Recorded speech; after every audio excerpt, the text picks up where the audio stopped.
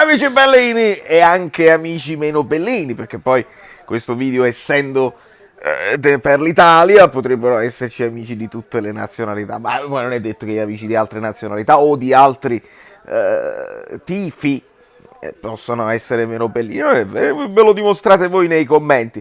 Insomma, è un'Italia che parla azzurro, bisogna dirlo, ovviamente la mia attenzione massimale finisce sui giocatori del Napoli che continuano a non potersi riposare. Parlo ovviamente di Di Lorenzo e abbiamo nelle tavole pitagoriche un po' di occasioni, a me non è ancora finito, ma insomma sta per finire tra poco e quindi si può fare.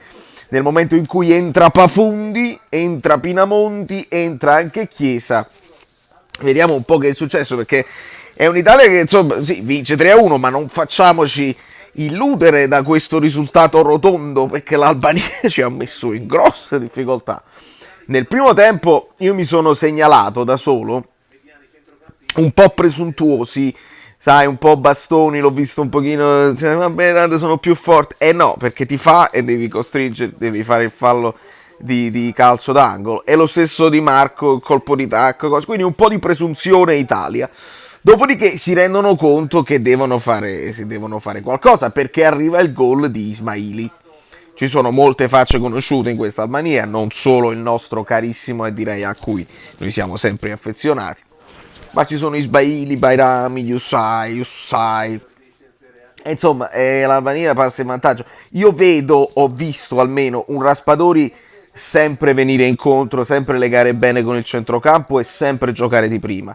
È una sua caratteristica, ce l'ha fatto vedere anche con il Napoli quando gioca da falso 9, ma è un 9 vero, che però gioca principalmente per la squadra. Poi non disdegna anche qualche tentativo, però si fa vedere e si fa apprezzare specialmente per la rifinitura, essendo ambidestro, come gli arriva quel pallone, così lo riesce a smistare molto bene. Per uno Zaniolo molto mobile, però anche un po' impreciso, un po' fuffone Zaniolo, anche se poi lo prenderà un palo. Ma andiamo a vedere. In un paio di occasioni Raspadori fa questo movimento incontro per liberare. Attenzione, un'altra volta Meret, perché poi Meret, no, vabbè sì, in effetti sì. Quindi poi arriva il tiro proprio di Raspadori parato e Zaniolo che ribadisce, perché sulla respinta del portiere del tiro di Raspadori da vicinissimo tira altissimo. Arriva il gol di Ismaili e l'Italia si sveglia un attimo. Lì io do un po' di colpa a Bonucci. Adani lo ha detto, è una cosa che dissi anche io per quanto riguardava il Napoli. Sì, tu puoi marcare a zona, ma ad un certo punto devi sentirlo l'uomo che sta nella tua zona e devi seguirlo, devi attaccarti, perché altrimenti ti fregano con i terzi tempi e ti hanno fregato. Meret incolpevolette, si può dire. Attenzione, deviazione centrale. Qualcuno non ci interessa. Esatto, e quindi sì, e Di Lorenzo alle spalle di Bonucci ne aveva due da marcare ed è un classico perché si deve stringere e capita sempre questo. Però poi proprio Di Lorenzo fa un gol da attaccante vero, riempie l'aria da un quinto all'altro, anche se in realtà il cross arriva da Grifo che ha fatto il partitone, Grifo bisogna dirlo. Attenzione, ecco qua, l'Albania che fa 3-2, fammi vedere. Ah no, ribattuto ancora. Ma sono dei castighi di Dio.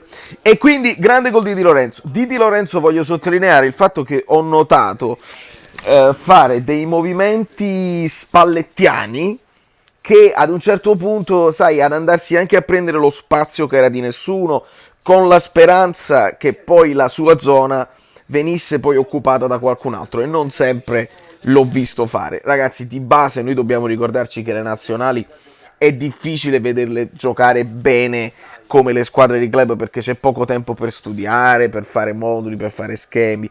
Insomma, bisogna affidarsi un po' alle scelte, alle letture dei giocatori. E mi è sembrato che Raspadori ha fatto delle buone letture, che Di Lorenzo ha fatto delle buone letture, che Meret anche un po' fortunato, perché poi dopo il gol di Di Lorenzo su assist di Grifo, c'è il gol di Grifo su assist di Raspadori.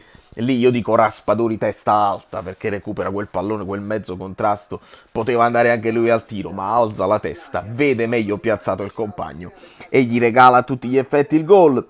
Poi c'è il palo di Zaniolo ancora su assist di Raspadori e poi ancora un tiro dell'Albani e poi facciamo gli auguri a Tonali. È brutta la caduta, speriamo non sia niente di grave, cade proprio sul collo, testa e collo, insomma, auguri a Tonali.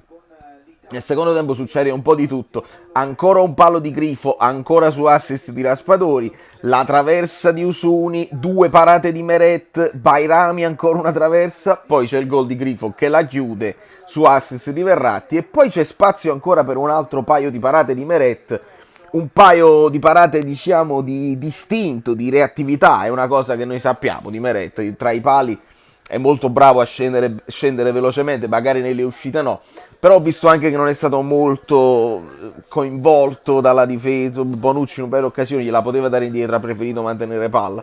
Un'Italia che lavora con questo 3-4-3, un po' ibrido perché poi dipende da come si muovono i terzini essendo Di Marco e Di Lorenzo possono essere quarti aggiunti, ma possono anche andare fino in fondo ad aiutare gli attaccanti, quando gli attaccanti, specialmente gli esterni, si buttano dentro a riempire un pochino le zone centrali del campo, ma quando viene in mezzo Raspadori qualcuno si deve buttare. Il centrocampo a due Tonali Verratti non mi ha convinto tantissimo, non è stato uno sviluppo della manovra troppo entusiasmante, ritmi un po' blandi se vogliamo.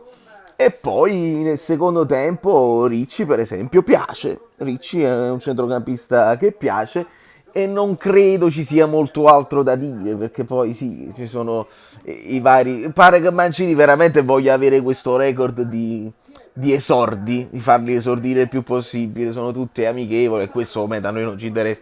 Ma questa Italia vista qui non è che credo che è, voglio dire che al mondiale, per quello visto contro l'Albania, ho visto proprio un'Italia folgorante. Ma perché non ti stai zitto un pochino? Puoi silenziarti un attimo? Ecco, perché sennò vado un attimo in difficoltà.